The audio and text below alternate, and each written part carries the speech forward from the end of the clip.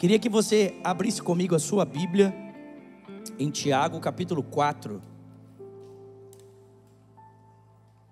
Eu quero conversar com você nesse dia sobre o tema estabilidade. Em Tiago capítulo 4, a partir do versículo 1. Tiago 4, versículo 1. Diz assim o texto: de onde vêm as guerras e contendas que há entre vocês? Não vem das paixões que guerreiam dentro de vocês? Vocês cobiçam coisas, mas não as têm. Matam e invejam, mas não conseguem obter o que desejam. Vocês vivem a lutar e a fazer guerras. Não têm porque não pedem, e quando pedem, não recebem, porque vocês pedem por motivos errados, para gastarem seus prazeres. Versículo 4: adúlteros, vocês não sabem que a amizade com o mundo é inimizade com Deus? Quem quer ser amigo do mundo faz-se inimigo de Deus. Ou vocês acham que é sem razão que a Escritura diz que o Espírito que Ele fez habitar em nós tem fortes ciúmes? Mas Ele nos concede graça ainda maior. Por isso diz a Escritura: Deus se opõe aos orgulhosos, mas concede graça aos humildes. Portanto, submetam-se a Deus, resistam ao diabo e ele fugirá de vocês. Aproximem-se de Deus e Ele se aproximará de vocês. Pecadores, limpem as mãos, e vocês que têm a mente dividida, purifiquem o coração. Entristeçam-se, lamentem-se e chorem. Troquem o riso por lamento e a alegria por tristeza. Humilhem-se diante do Senhor e Ele os exaltará. Senhor, essa é a Tua palavra nesse dia. Queremos ouvir a Tua voz. Pedimos que o Senhor fale conosco aqui através das Sagradas Escrituras. Pedimos que o Senhor nos dê olhos para ver, ouvidos para ouvir e um coração sensível para receber cada palavra que o Teu Espírito deseja falar ao nosso coração. Fala conosco aqui nesse dia. É o que nós te pedimos e te agradecemos. Em o nome de Jesus, e quem crê diga amém. Eu quero ler esse mesmo texto, mas aqui numa outra versão. Quem aqui já leu a versão A Mensagem? Quem já leu a Bíblia A Mensagem? Eu quero ler esse mesmo texto de Tiago capítulo 4 para você, agora nessa versão, porque é uma versão muito simples e ajuda no nosso entendimento do texto. Se você tem ela disponível, você pode acompanhar comigo. Se você não tem, você pode ouvir enquanto eu faço a leitura, por favor. Diz assim: de onde vêm todas as guerras e conflitos que assolam o mundo? Vocês acham que eles acontecem sem razão? Raciocinem. As guerras acontecem porque vocês exigem: é do meu jeito ou nada feito. E para vocês terem o que vocês querem, vocês lutam com unhas e dentes. Vocês desejam o que não têm e são capazes de matar para consegui-lo. Invejam o que é dos outros e chegam até a apelar para a violência. Sei que vocês não têm coragem de pedir isso para Deus. É claro que não, vocês sabem que estariam pedindo o que não devem. Vocês são como crianças mimadas, cada uma querendo as coisas do seu jeito. Vocês estão tentando passar a perna em Deus. Se tudo o que vocês querem é benefício próprio e enganar os outros, acabarão como inimigos de Deus. E vocês acham que Deus não liga? Ele mesmo diz: eu tenho muito ciúme de quem eu amo. A verdade é que o amor de Deus é simplesmente incomparável. E Ele ainda acrescenta: eu condeno o coração orgulhoso, mas a minha graça abençoa o coração humilde. Então rendam-se à vontade de Deus. Ele quer trabalhar na vida de vocês. Digam não ao diabo e ele fugirá de imediato. Digam sim para Deus e Ele os atenderá na hora. Chega de se enlamear. Reconheçam: vocês estão no fundo do poço. Podem começar a chorar. Não dá para brincar com coisa séria. Ajoelhem-se diante do Senhor, e só assim vocês poderão se reerguer. Mas o reerguer é Deus quem o fará. Amém? Gente, todos nós buscamos por estabilidade. A verdade é que se nós moramos nesse país, é porque de alguma forma encontramos aqui um lugar mais estável do que o lugar de onde viemos para morarmos aqui, sim ou não?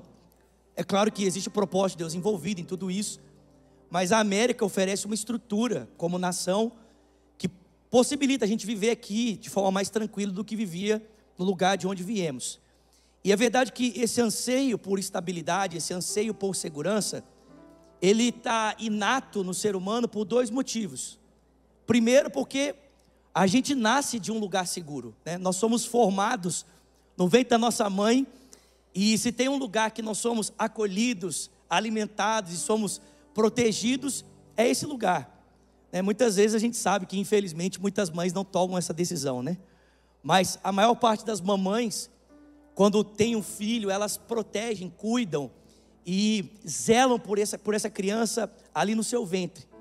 Então esse desejo inato por estabilidade vem em primeira instância pela forma como somos formados, e em segundo lugar porque Deus nos criou para isso.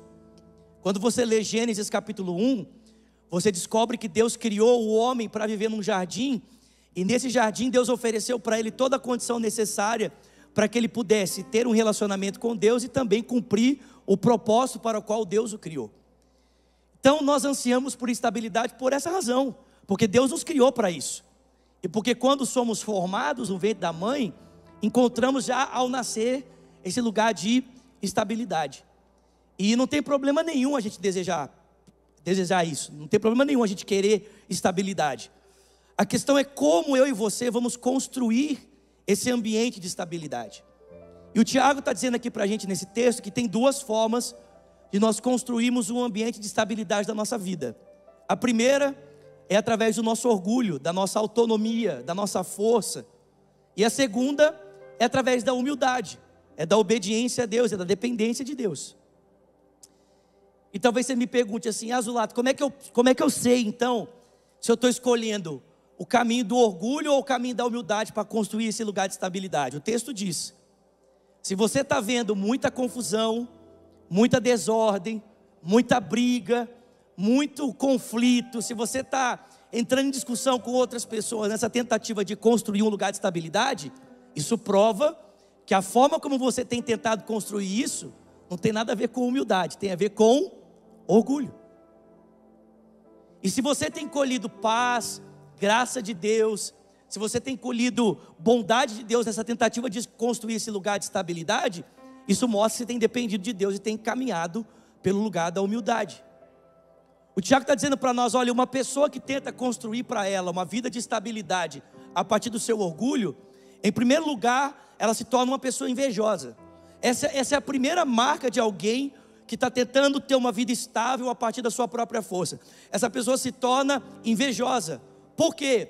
Porque ela quer viver o que os outros estão vivendo, sim ou não? Não. Não. Porque o nome disso, presta atenção, o nome disso é cobiça. Cobiça é desejar o que o outro tem.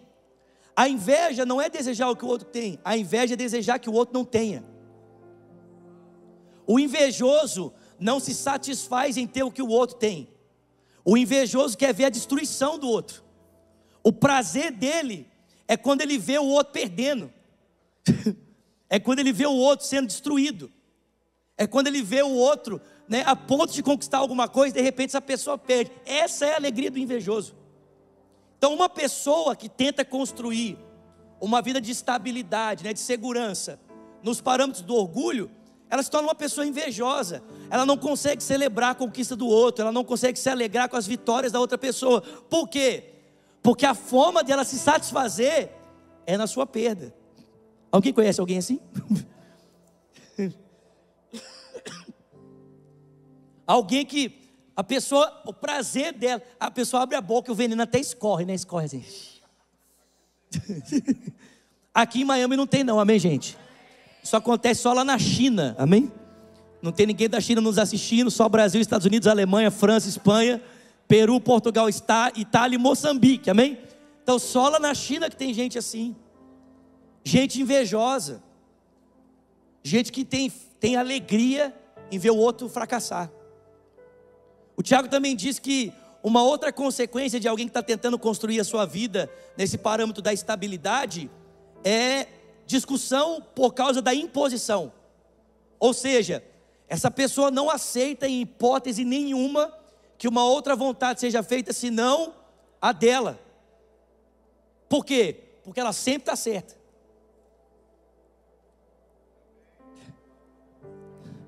Alguém sabe o que eu estou falando aqui? A pessoa está sempre certa. Então ela não aceita em hipótese nenhuma ser questionada. Ela não aceita em hipótese nenhuma ser confrontada. Ela não aceita em hipótese nenhuma que a sua decisão seja de alguma forma colocada de lado. Não. Se a decisão dela não for aceita, meu filho, ela está disposta a qualquer coisa para fazer o negócio acontecer daquele jeito. Quem sabe o que eu estou falando aqui? É igual a criança birrenta. Já viu criança birrenta? Você entra no supermercado com a criança birrenta, ela fala assim: pai, eu quero. Aí você fala assim: filho, papai não vai comprar. Acabou, irmão. Ela cai no chão e ela esperneia, ela grita e ela começa a constranger o seu pai, até que de uma forma, em função do constrangimento, o que o pai faz? Vai lá e compra para a criança parar. Tem muita gente adulta que é igual criança birrenta. Ele fala assim: eu quero que a coisa seja desse jeito. E aí se alguém fala assim: não, vou fazer do outro jeito que é melhor, ele emburra. A tromba fica grande. Quem sabe o que eu estou falando aqui? Às vezes a pessoa até vai, para o esquema que foi decidido de uma forma diferente, mas ela faz questão de estar ali mostrando para todo mundo que ela não está satisfeita. Gente, presta atenção. Existem muitos casamentos que se desgastam por causa de pessoas orgulhosas que não cedem à vontade de uma outra pessoa. Muitos casais que entram em discussão e não conseguem se ajustar. Por quê?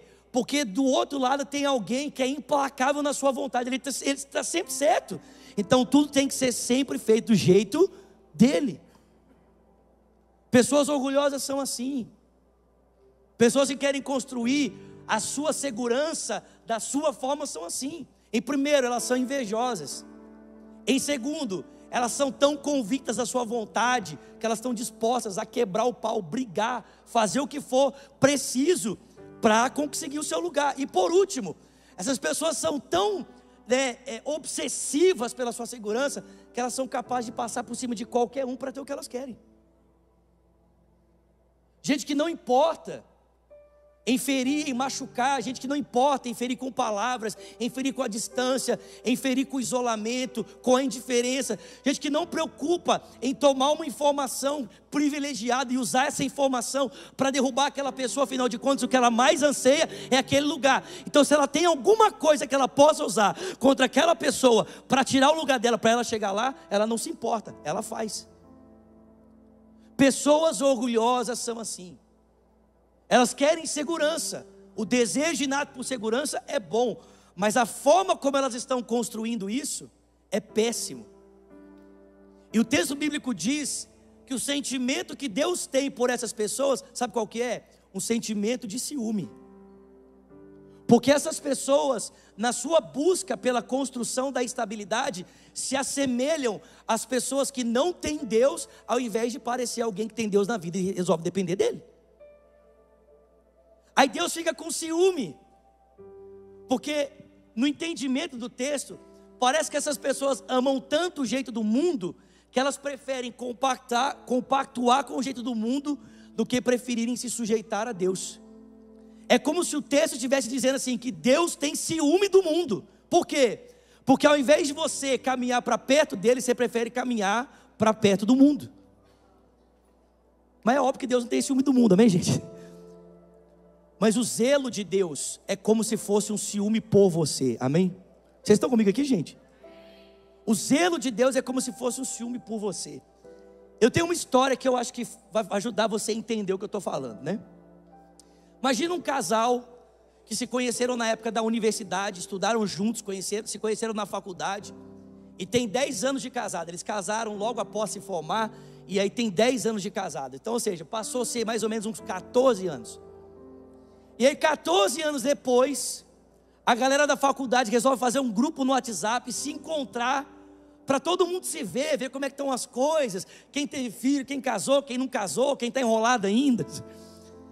E aí resolvem marcar um lugar e um dia e vai todo mundo para lá. E aí eles chegam na festa, 10 anos de casado, a vida está maravilhosa. Só que quando eles chegam, o marido encontra aquela amiga da época da faculdade. Quem sabe o que eu estou falando aqui? Sabe aquela amiga aquela amiga. E aí quando o marido vê a amiga, nossa, ele, fulana! E dá um abraço e tal. E a esposa fica olhando assim, nossa, que alegria.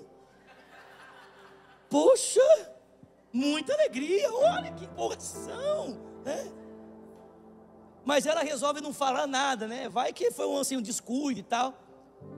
E enquanto o marido está ali, né, naquela empolgação, a esposa vai meio que se deslocando, desapercebido, caminhando para o canto para ver se o marido desconfia, larga a amiga e vai ficar com ela.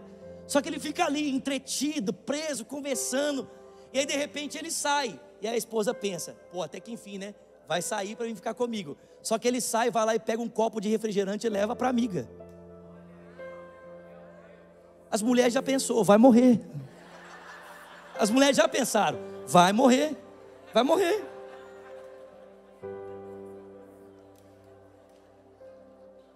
Aí ele sai de novo, mas para pegar um prato de salgadinho para a amiga.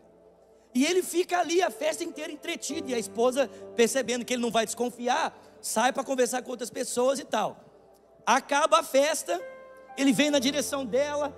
Ai, amor, foi um tempo maravilhoso, né? Não foi? E ela olha para ele, foi maravilhoso. Aí eles vão caminhando para o carro, de mão dada, um do lado do outro, mas a esposa está em silêncio. E aí ele já percebeu, o marido percebeu, que ele não fez uma coisa muito boa, né? E quando eles entram no carro, assim, só para ter certeza, ele resolve fazer aquela pergunta que todo marido faz. Qual que é a pergunta? Tá tudo bem? Tá tudo bem? Aí a esposa olha para ele e diz, estou ótima, tá tudo ótimo, tá tudo maravilhoso, né? E aí ele já sacou que ele chutou a canela, né? Mas é uma sexta-feira à noite, né? Estão voltando para casa e o marido tem intenções devocionais para com a esposa. Os irmãos entenderam? Ele quer orar em línguas. E é quando eles chegam na porta da casa ou do apartamento, ele vai dar um abraço nela.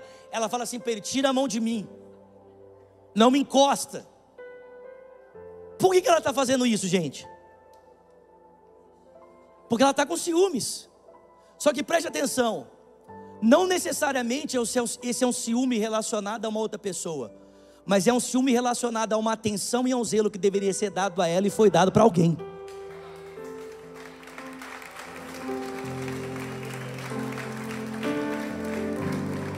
Então não necessariamente tem a ver com uma pessoa, mas tem a ver com algo que ela sabe que é dela, pertence a ela, ela tem o direito àquilo, mas ela está vendo o seu marido dar a atenção e o zelo que deveria ser dado para ela, para uma outra pessoa. Irmão, esse é o sentimento que Deus tem a nosso respeito, quando Ele vê a gente flertando com as propostas do mundo, para construir estabilidade, ao invés de depender dEle, para que Ele faça isso na nossa vida. Deus sente ciúmes. Ele fala assim, cara, para que isso? Para que você está fazendo isso? Eu estou aqui. Mas o outro caminho, irmãos, é o caminho da humildade.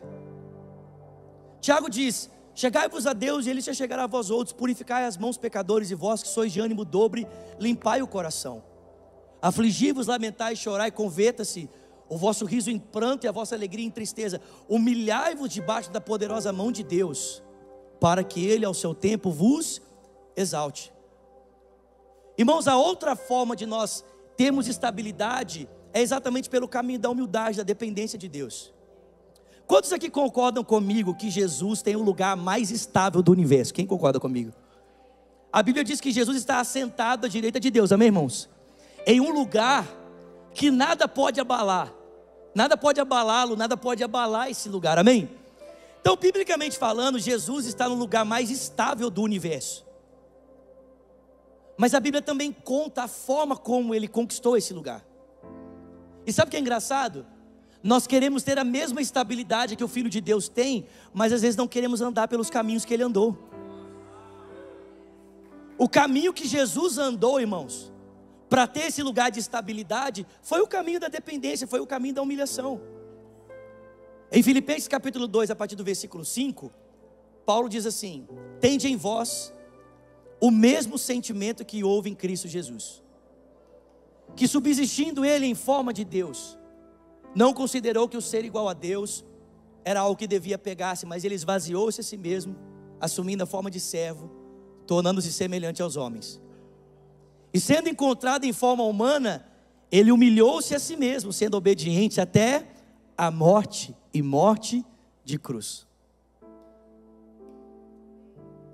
Pelo que Deus o exaltou soberanamente, e deu a ele o nome que está acima de todos os nomes, para que ao nome de Jesus se dobre todo o joelho no céu, na terra e debaixo da terra, e toda língua confesse: Ele é o Senhor, para a glória de Deus Pai. Mas o caminho de Jesus para chegar nesse lugar foi o caminho da dependência, foi o caminho da humildade, da humilhação. Eu costumo pensar o seguinte, vocês estão comigo aqui, gente? Eu costumo pensar o seguinte: houve um tempo, parafraseando esse texto de Paulo, de Filipenses 2, houve um tempo em que Jesus estava com o Pai, no lugar mais privilegiado do mundo, à direita de Deus. E desse lugar em que Jesus estava, ele olhava para a humanidade de cima para baixo, amém? Então Jesus estava à direita do Pai, acima nos céus, e desse lugar ele observava os seres humanos, de cima para baixo, amém? Como alguém que tem uma visão panorâmica, amém, gente? Só que a Bíblia diz que, sendo ele como Deus, não considerou que o ser igual a Deus era algo que devia pegar-se, mas ele se esvaziou, assumindo a forma de um servo, se tornando semelhante aos homens. Ou seja, Jesus olhava para cada um de nós numa visão panorâmica de cima para baixo, mas houve um tempo que ele parou de nos olhar de cima para baixo e ele decidiu nos olhar olho no olho. Ele desceu da sua glória e ele caminhou entre nós para olhar a gente olho no olho, se tornar um ser humano igual a mim, igual a você, e olhar para cada um de nós olho no olho, olhar para cada ser humano olho no olho. Gente, se fazer tão comum, Jesus era um ser humano tão comum, que as pessoas não acreditavam quem ele era, quem ele dizia que era, de tão comum que ele era. Só que a Bíblia diz que, encontrado em forma humana, ele humilhou-se a si mesmo e foi obediente até a morte de cruz. Então Jesus não apenas desceu da glória para nos olhar olho no olho, como ele fez mais, ele desceu mais, e ele decidiu se ajoelhar para nos olhar de baixo para cima. Ele não apenas ficou satisfeito, se satisfez em nos olhar nos olhos, mas ele decidiu se humilhar ainda mais e olhar para a gente de baixo para cima. Em João capítulo 13, a Bíblia conta uma das histórias mais bonitas do Evangelho. Era dia de Páscoa, e como toda festa, um jantar era preparado. Só que na entrada para esse lugar onde havia um jantar preparado, a Bíblia diz que estava ali uma bacia e uma toalha. Era costume dos judeus, eles andavam de sandália. Quando alguém entrava num recinto, num local, os pés eram lavados para que essa pessoa se sentisse mais à vontade no ambiente. As mesas não eram altas como as nossas, elas eram baixas. Então, para que a pessoa não ficasse com o pé sujo junto à mesa, o pé era lavado na entrada. Mas normalmente quem fazia isso era um escravo contratado. Naquele dia, os discípulos foram passando e todos eles viram a mesma bacia e todos viram a mesma toalha, mas todos passaram por ela e a ignoraram.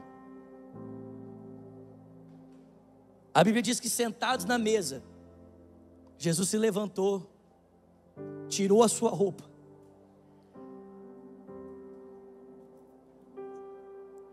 enrolou a toalha em volta da sua cintura, tomou a bacia, e ele veio na direção dos seus discípulos. E a Bíblia diz que a primeira pessoa que ele se aproximou foi de Simão Pedro. E quando Simão Pedro olhou aquilo, ele falou assim: de jeito nenhum, o senhor não vai lavar os meus pés? Nunca. Que absurdo. Jesus falou para ele: Pedro, se eu não te lavar os pés, você não tem parte comigo. Aí o Pedro: então, não só os pés, lava tudo. Aí Jesus diz: não, Pedro, só os pés se sujam pelo caminho, o restante já está limpo pela palavra. E Jesus foi lavando os pés de um por um, irmãos, inclusive daquele que iria traí-lo,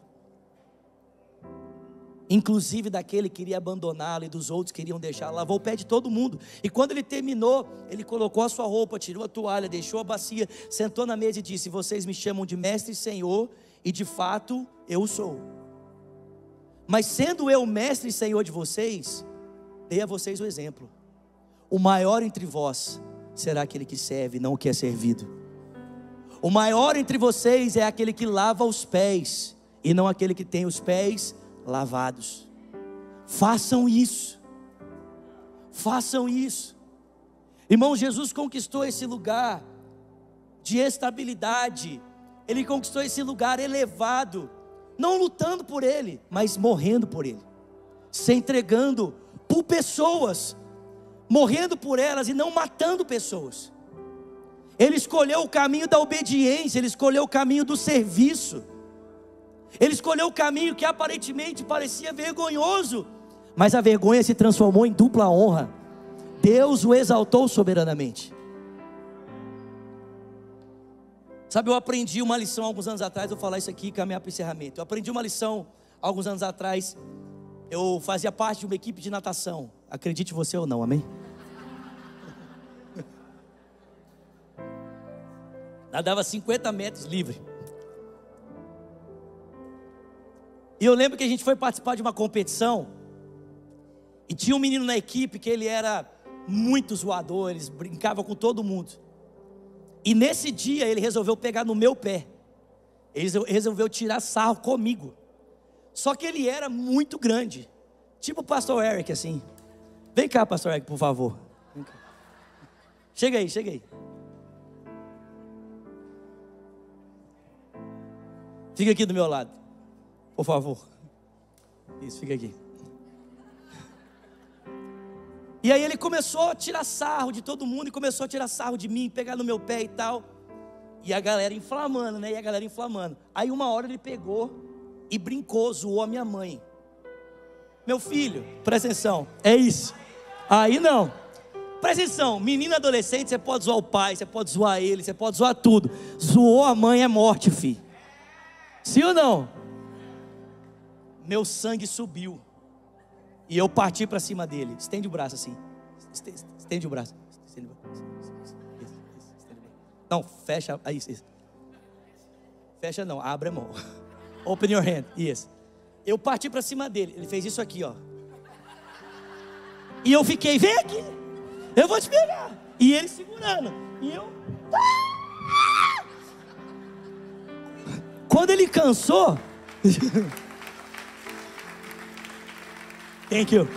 Quando ele cansou, ele tirou o braço, e eu passei lotado. Brum, e caí lá do outro lado. Mas você consegue entender que essa é a condição de muita gente aqui nesse dia? Você está lutando com Deus. Aí você repreende, você acha que é o diabo. É o diabo está impedindo. Não é o diabo não, é Deus mesmo. Porque Deus resiste aos soberbos.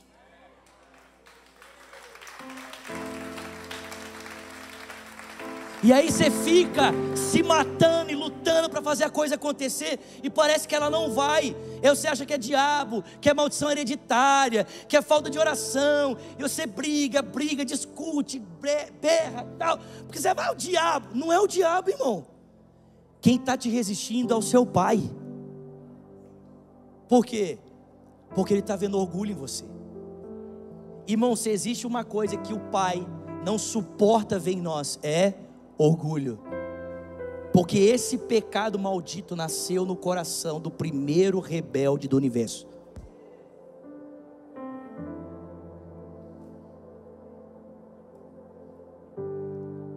Irmãos, talvez a solução para o seu casamento, a solução para os seus conflitos com seu filho, talvez a solução para os seus conflitos no ambiente de trabalho, ou quem sabe aqui na igreja, seja a humildade. Ah, Zulata, eu não levo desaforo para casa. Leva sim, Jesus levou. Aliás, Ele levou para a cruz. Talvez o melhor caminho para você ganhar uma pessoa não seja tentando provar que você é melhor do que ela. Talvez seja mostrando para ela que você realmente é menor.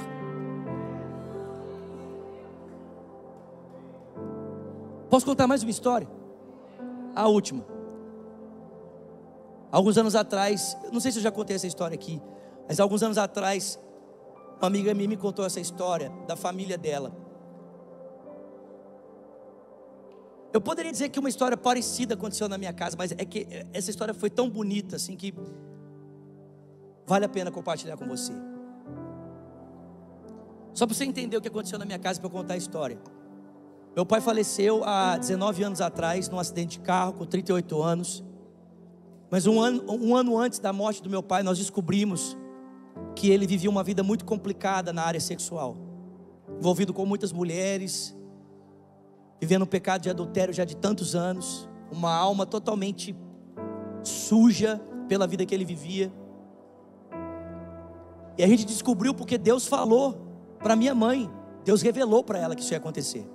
E ela compartilhou comigo e nós começamos a orar. E quando Deus trouxe tudo à tona, e meu pai confessou o pecado dele, a minha mãe teve a oportunidade de mandar ele embora. Fala assim, vai embora, essa é a vida que você quer viver, vai embora. E ela falou para ele, falou, olha, se essa é a sua escolha, pode ir embora, vai viver a sua vida. Mas se você quer ser restaurado, eu estou disposta a pagar o preço pela sua restauração. Presta atenção, eu levo essa frase no meu coração. A minha mãe disse para mim assim, Zulata, eu amei mais a alma do seu pai do que as coisas que ele fez. E aquela mulher pequenininha, menor que eu, minha mãe, começou a pagar um preço de oração. E naquele ano antes do meu pai falecer, a gente viu um homem transformado pelo poder de Deus, que estava disposto a abandonar o adultério.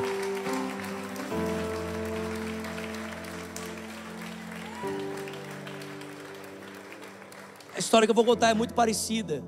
É de uma família que o pai da família estava percebendo que a família estava se separando. Esposa, coração frio, parece que estava se distanciando. Os filhos indiferentes com a família. A sogra morava com eles. E esse homem, um homem de Deus, um homem de oração, começou a orar e dizer, Deus, eu não aceito perder a minha casa. Deus, eu não aceito perder a minha família. Eu não aceito perder a minha esposa. Eu não aceito perder os meus filhos. E aí começou a orar. E aí Deus deu uma estratégia para ele. Então ele se aproximou da família e falou, olha, semana que vem, tal dia e tal hora, eu preciso de todo mundo sentado aqui na sala, eu tenho uma coisa muito importante para falar. E na outra semana, nesse dia, nessa hora, estava todo mundo lá, sentado, esperando o pronunciamento. Todo mundo achou que era uma coisa muito séria.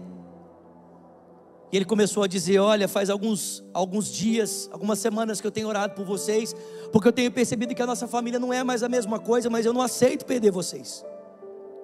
Eu não aceito perder você, minha esposa, eu não aceito perder os meus filhos, eu não aceito perder você, sogra. Ele levantou, foi lá dentro, pegou um balde e uma toalha, e ele veio para dentro da sala para lavar os pés da sua família. A primeira pessoa que ele lavou os pés foi da sua esposa. Ele se ajoelhou diante dela, e à medida que ele ia lavando os pés da sua esposa, ele ia agradecendo a ela por todo o benefício que ela havia feito a ele, por todo o bem que ela havia prestado. Ele ia agradecendo as roupas lavadas, o tempo dedicado, as comidas que tinham sido feitas, o cuidado com os filhos, a fidelidade dela para com ele, as palavras de amor, o tempo de intimidade, os carinhos, as palavras de elogio. E aquela esposa começou a chorar, irmão. Ela começou a chorar, e ele lavando os pés dela. E depois ele começou a pedir perdão pelos erros que ele havia cometido, pela falta de atenção, pela falta de palavras de carinho. E ele fez isso e a esposa chorou. E quando ele terminou de lavar os pés da esposa, ele lavou os pés da filha mais velha fazendo a mesma coisa, os pés do filho mais novo fazendo a mesma coisa, e lavou os pés da sogra. Quando ele terminou, eles estavam todos chorando.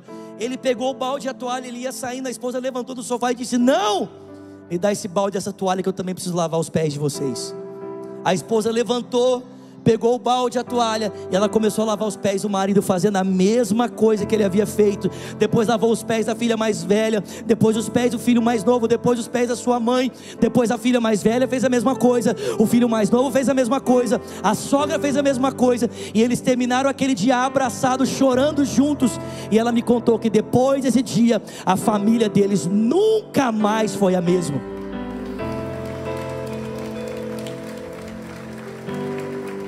Sabe, às vezes o caminho da mudança não é o caminho da imposição, não é o caminho da guerra, não é o caminho de passar por cima dos outros. Às vezes o caminho da mudança é o caminho da humildade, o caminho da dependência de Deus. Chegai-vos a Deus, e Ele já chegará a vós outros. Purificai as mãos, pecadores, e vós que sois de ânimo dobre, limpai o coração. Afligi-vos, lamentai e chorai, converta-se o vosso riso em pranto, a vossa alegria em tristeza. Humilhai-vos, humilhai-vos na presença de Deus, e Ele te exaltará.